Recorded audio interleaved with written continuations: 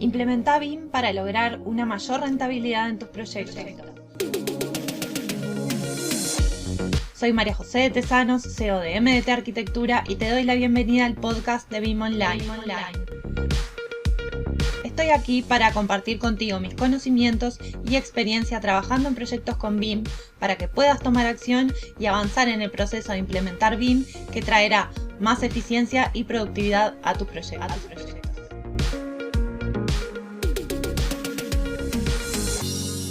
Hola a todos. Bueno, hoy quiero hablar de que completar un plan de ejecución BIM no quiere decir que se comprenda la metodología BIM. ¿Por qué quiero hablar de esto? Bueno, porque nos han contactado últimamente varias empresas como consultores para que los ayudemos a armar estos planes de ejecución BIM para que no queden estas empresas afuera de los llamados públicos porque les piden como requisito este plan de ejecución BIM y no saben muy bien cómo completarlo.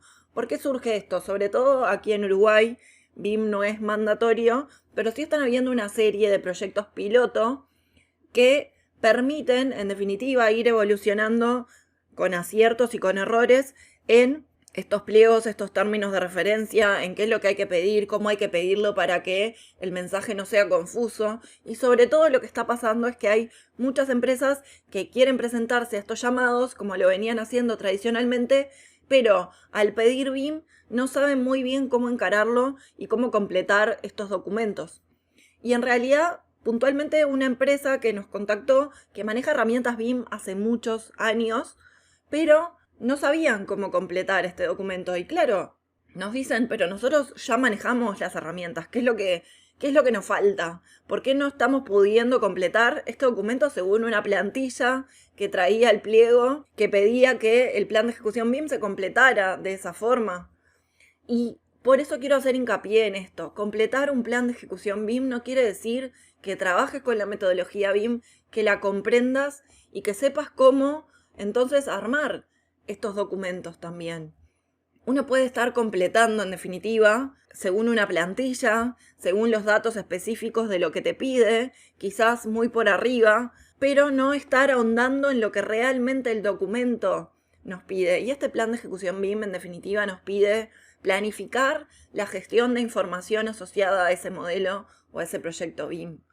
Y eso es lo fundamental, y eso es lo que genera más resistencia y más cambio de mentalidad en esta forma de trabajo, en cómo gestionar la información, en cómo planificar el desarrollo de esta información que nos exige trabajar de forma colaborativa, trabajar con procesos claros de documentación, de comunicación, de intercambio de información, y que por eso se genera una barrera tan grande al momento de completar este documento. No saber cómo hacerlo previamente, porque estamos acostumbrados a trabajar en los proyectos de forma desordenada, aleatoria, sin planificación previa. Y esto es lo que nos invita a cambiar el trabajar con BIM, el planificar esta gestión de la información. Entonces, algunos conceptos clave que se deben planificar previo a completar este plan de ejecución BIM tienen que ver con definir, por ejemplo, los objetivos del proyecto, por qué el cliente nos está solicitando este modelo BIM, porque ya hemos hablado en otros episodios que no alcanza con que el cliente nos pida un modelo BIM, sino que tenemos que saber para qué lo va a usar, qué información tenemos que desarrollar en ese modelo, en dónde nos tenemos que enfocar en el desarrollo de esa información, porque no podemos abarcar infinito. Sí tenemos que saber específicamente para qué usos se va a usar, cómo se va a desarrollar la información y qué información tenemos que desarrollar. Entonces también saber con qué equipos de trabajo tenemos que contar, con qué equipos de trabajo nos vamos a tener que comunicar, quién va a ser el representante de ese cliente de forma válida para poder intercambiar la información. Y en este sentido también establecer roles y responsabilidades, asignar roles claves a todos los involucrados en el proyecto, a todos los equipos involucrados en el proyecto, detallando las responsabilidades BIM de cada equipo de trabajo, donde siempre es mejor que exista un representante válido a quien acudir para ese intercambio de información, que sepa claramente cada equipo de trabajo qué información tiene que desarrollar y cómo desarrollarla. Pero además, al momento de que se genere un conflicto, un cambio en el proyecto, ¿qué es lo que manda? ¿Cuál es la jerarquía?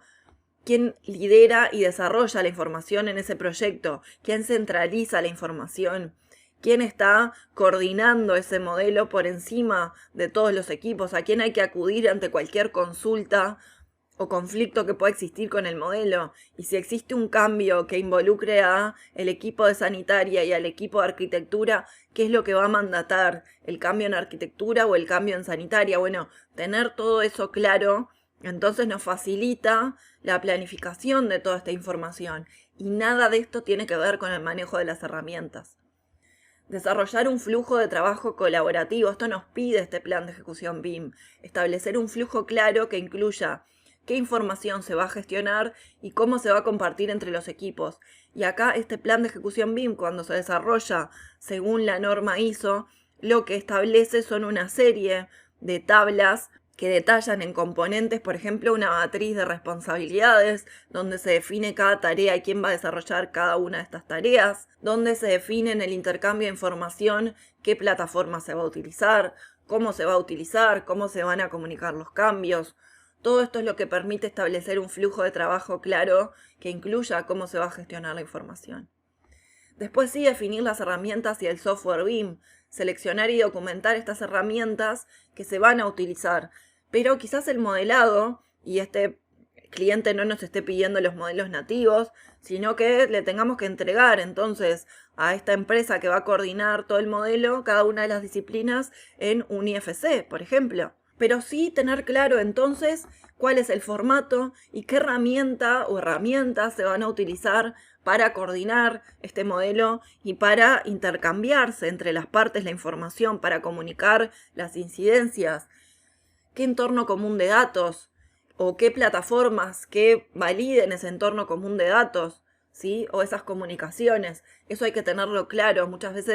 El cliente es quien debería establecer cuál es esa herramienta que va a proveer para poder alojar el modelo, subir la información, intercambiarla, pero lo que pasa a veces es que el cliente no especifica esa información. Entonces, nosotros como profesionales que nos vamos a presentar a un llamado, somos quien tenemos que establecer de forma clara cuál va a ser esa plataforma. Y en el caso de ser necesario, también proveer tutoriales o capacitación en el uso de esa plataforma a los distintos equipos o al cliente.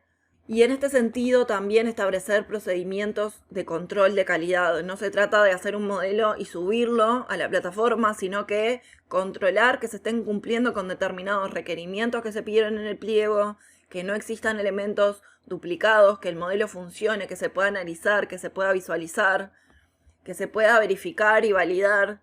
Esto es, en definitiva, controlar la calidad de los modelos, asegurando además que se cumplen con los estándares que fueron definidos en ese pliego por ese cliente, ¿sí? ¿Qué contexto normativo va a apalancar a este proyecto? Bueno, es la norma internacional ISO, hay una norma nacional que está entonces validando o siendo el contexto normativo de este proyecto sobre el cual hay que basarnos. Bueno, todo eso hay que tenerlo claro también. Y desarrollar un plan de gestión de la información, detallar cómo se va a gestionar la información, como ya veíamos, qué información se va a necesitar en el proyecto y que esto incluya formatos de intercambio, convenciones en los nombres de los archivos, cómo se va a garantizar la integridad de los datos a lo largo de todo el desarrollo del proyecto, de todo el ciclo de vida.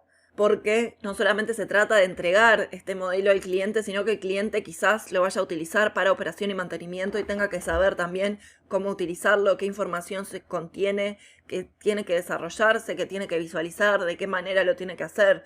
Entonces también se tiene que contemplar un manual quizás para el uso de este modelo, ¿sí? A lo largo de todo el ciclo de vida. También planificar la coordinación y resolución de conflictos.